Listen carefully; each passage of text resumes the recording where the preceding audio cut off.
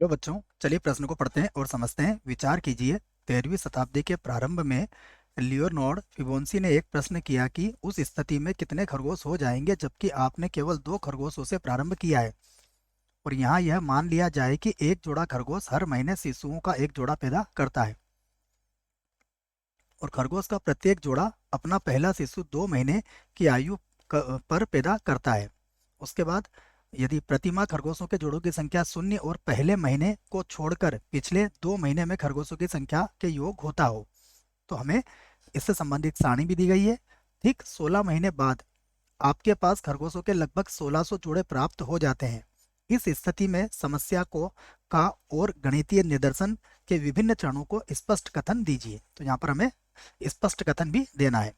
प्रश्न को हल करने से पहले हम प्रश्न के लिए मुख्य अवधारणा लिखेंगे। तो प्रश्न के लिए मुख्य अवधारणा जिसकी सहायता से इस प्रश्न को हल किया जाएगा। मुख्य अवधारणा में हम इस बात को समझेंगे कि जब भी हम इस प्रकार की समस्या हल करते हैं तो उसको चरणों के तरीके से हल किया जाता है। तो ये समस्या कौन सी है, पहले ये लिख लेते हैं हम कि ये गणितीय निदर्शन समस्या है। गणितीय निदर्शन। और जब गणितीय निदर्शन की समस्या होती है तो उसका जो पहला चरण होता है वो मैं आपको यहाँ लिख देता हूँ। इसका पहला चरण है समस्या को समझना। समस्या को समझना, ये इसका पहला चरण होगा। इसका दूसरा चरण समस्या का विवरण। विवरण हमें पता होना चाहिए। तीसरा तीसरा चरण जो इसका होता है वो होता है समस्या को हल करना। हल करना। इसका चौथा चरण होता है उसकी व्याख्या करना। समस्या की व्याख्या। और उसके बाद पांचवा चरण होता है निदर्श का मान्यकरण। निदर्श का मान्यकरण, ये होते हैं इसके चरण। अब अगर प्रश्न की बात कही जाए तो सबसे पहले हम क्या करते हैं, समस्या को समझते हैं। तो यहां पर लिखते हैं हम समस्या को समझना। समस्या को समझना। समस्या को यदि हम समझे तो यहाँ पर क्या कहा गया हमसे, हमसे कहा गया है कि 16 महीने बाद, 16 महीने बाद, ठीक है, यही पूछा गया है 16 महीने बाद। ठीक है, कहाँ पर पूछा गया ये देखिए, 16 महीने बाद आपके पास लगभग कितने 1600 खरगोश होंगे। तो यही हमें समझना है।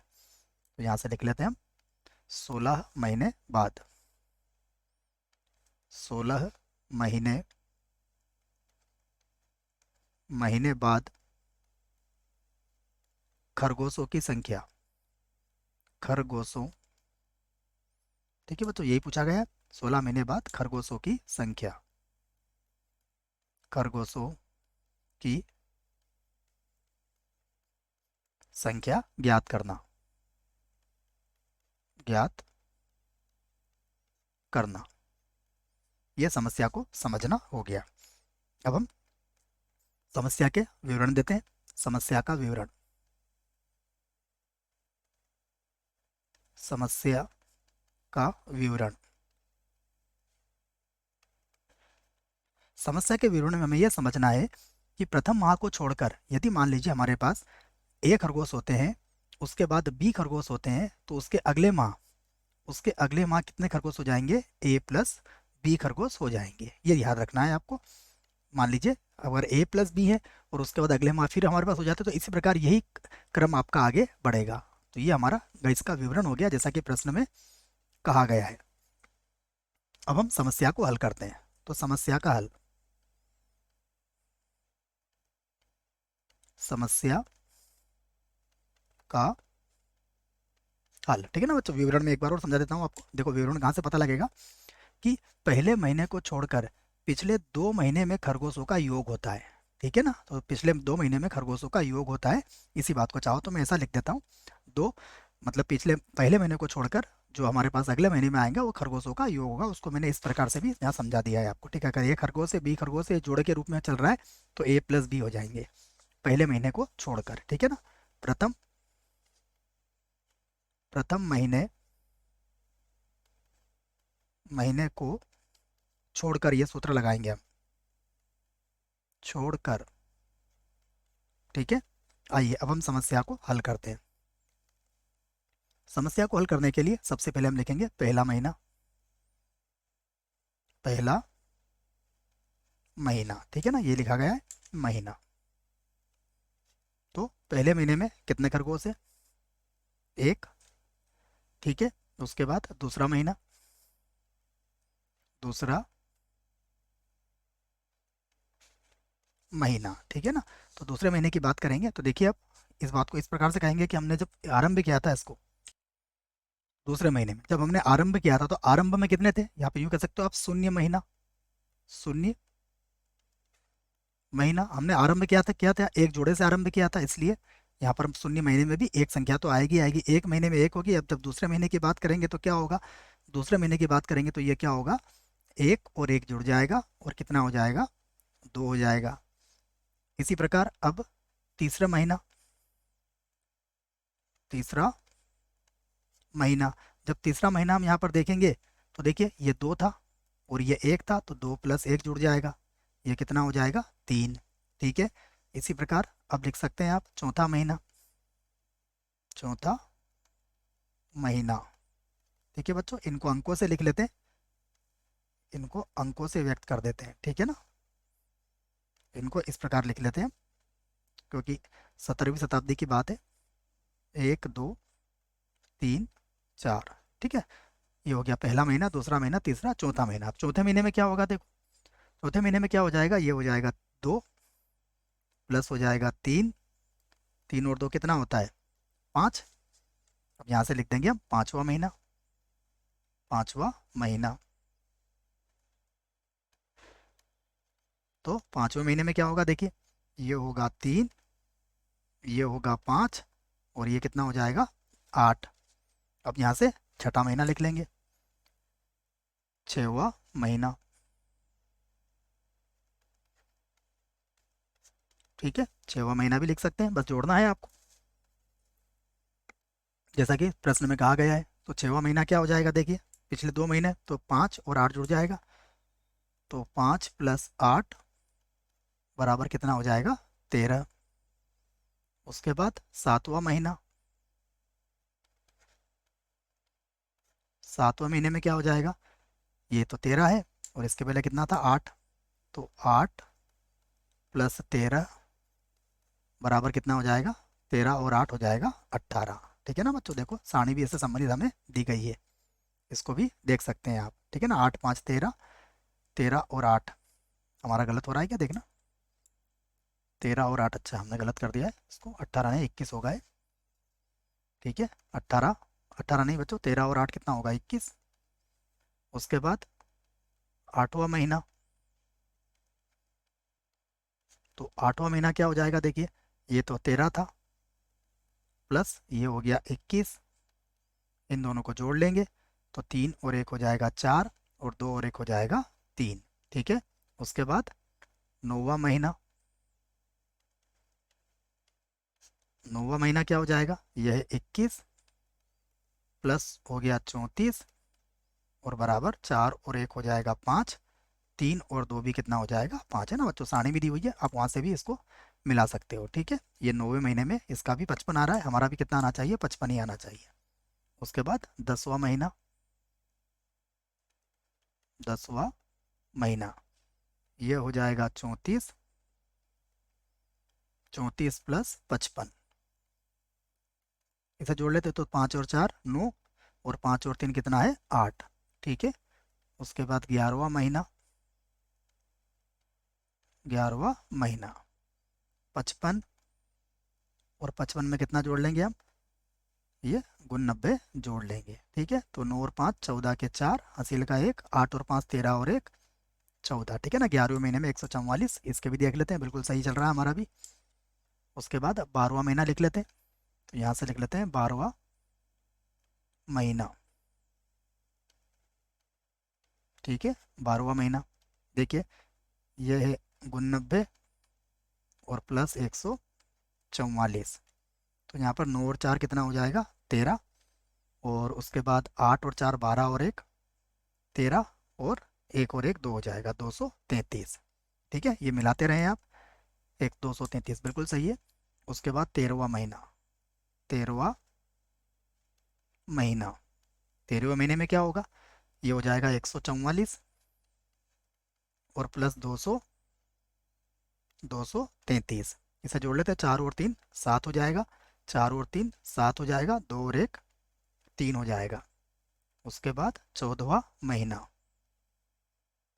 महीना ये है हमारे पास। ठीक है, तो ये हो जाएगा 233, 233 प्लस 377। तो 7 और 3 10 के जीरो, 7 और 3 10 और 1 11, 3 और 2 5 और 1 6, 610 है ना। मेल कर लेते हैं एक बार, 610 बिल्कुल सही चल रहा है। उसके बाद 15वां महीना, 15वां महीना, 15वें महीने में क्या आ जाएगा, ये हो जाएगा 377, 610। ठीक है, ये 610 है। एक बार और लिख लेते हैं इसको, 610 को, और फिर इन्हें भी हम जोड़ लेंगे इसी प्रकार। तो ये हो जाएगा 610, तो ये मिल गया आपको 7, 7 और 1 कितना हो गया 8, और 6 और 3 9 हो गया ये। ठीक है, 987, 987 बिल्कुल सही है। ये हो जाएगा 16वां महीना, 16वां महीना। तो 16वें महीने में क्या होगा, ये होगा 610, 610 प्लस 900 कितना हो गया 87, बराबर कितना आ जाएगा, देखो ये 1500। जोड़ लेते हैं, पहले 7 के 7 आ जाएगा, उसके बाद 8 और 1 9 हो जाएगा, और 9 और 6 हो जाएगा 15, जो लगभग कितना है, लगभग, इसको एक बार और लिख लेते हैं लगभग को। ठीक है, इसको हम लगभग 600 लिख सकते हैं। यह कितना है, लगभग, लगभग ये क्या है 1600, 600 नहीं 1600 है, 1597, अर्थात ये लगभग कितना हुआ, ये लगभग हो गया बच्चों कितना, 1600, जैसा कि हमसे कहा गया था। तो ये हमारे पास 1600 आ गया है। ठीक है ना, इसको हम 1600 लिख लेते हैं। उसके बाद फिर आगे बढ़ते हैं। तो प्रश्न में हमसे यही पूछा गया था। अब आगे देखते हैं, आगे हमें क्या करना है, इसकी व्याख्या करना है। क्या क्या कर दिया हमने, देखिए यहाँ पर हमने समस्या को हल कर दिया है, अब समस्या की व्याख्या करना है। तो समस्या की व्याख्या, समस्या की व्याख्या, देखिए समस्या की व्याख्या में क्या है हमने, कि चरण 3 में, चरण 3 से स्पष्ट है, चरण 3 से स्पष्ट है कि 16 महीने बाद, स्पष्ट है 16 महीने, 16 महीने बाद,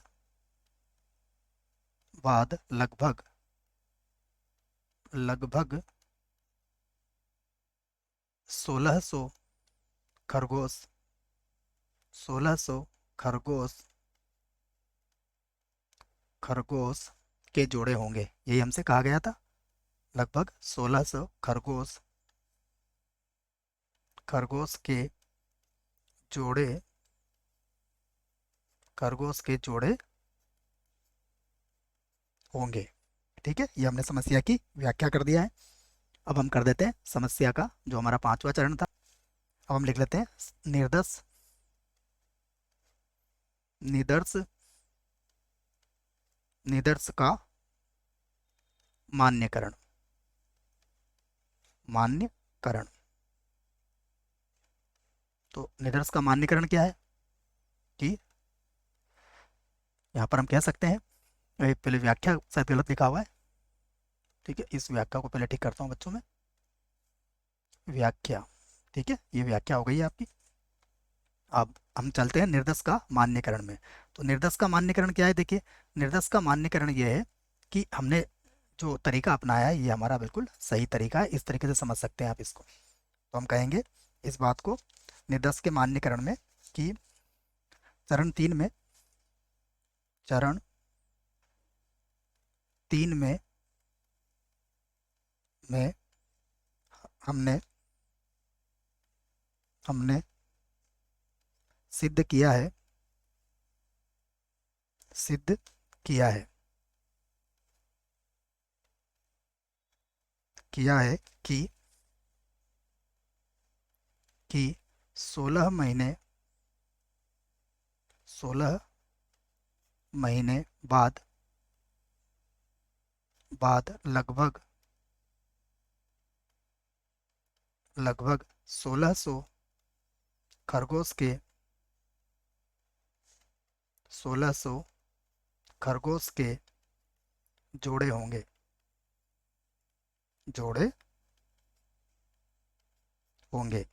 तो ये हमने सारी बातें यहाँ पर चरणबद्ध तरीके से बता दी है बच्चों। आशा करता हूँ प्रश्न का उत्तर आपको समझ में आया होगा। धन्यवाद।